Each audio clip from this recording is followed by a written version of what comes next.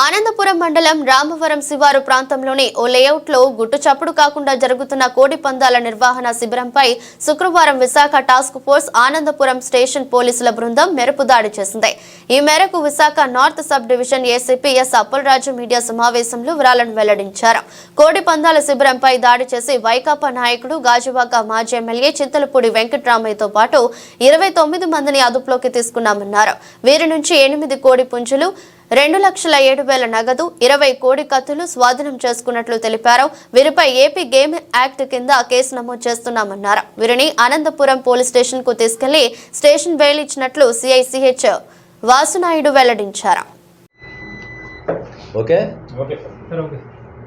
ఈరోజు మన విశాఖపట్నం సిటీ కమిషనరేట్లో ఆనందపురం పోలీస్ స్టేషన్ లిమిట్స్లో రామవరం అనే విలేజ్ దగ్గర ఉండే ఓపెన్ లేఅవుట్లో కొంతమంది కోడిపందాలు ఆడిస్తున్నారు అని చెప్పేసి సమాచారం రావడం జరిగింది. ఈ సమాచారం ఆధారంగా మన ఆనందపురం సిఐ గారు, మన టాస్క్ ఫోర్స్ సిబ్బంది, విశాఖపట్నం సిటీ టాస్క్ ఫోర్స్ సిబ్బంది కలిసి అక్కడ రైడ్ చేయడం జరిగిందండి. రైడ్ చేసి అక్కడ కోడిపందాలు ఆడిస్తున్న ఒక 29 మందిని అదుపులో తీసుకోవడం జరిగింది.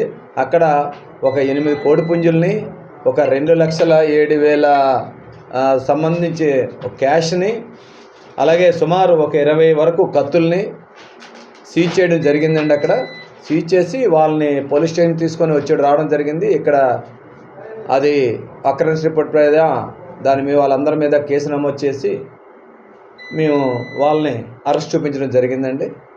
ఇవన్నీ కూడా కోర్టుకి సమర్పిస్తాం, ఈ రిపోర్ట్లన్నీ కూడా కలిసి. అది ఉండడం యథార్థమండి. ఎవరున్నా చట్టం ప్రకారంగా అందరి మీద కూడా చర్యలు తీసుకుంటామండి.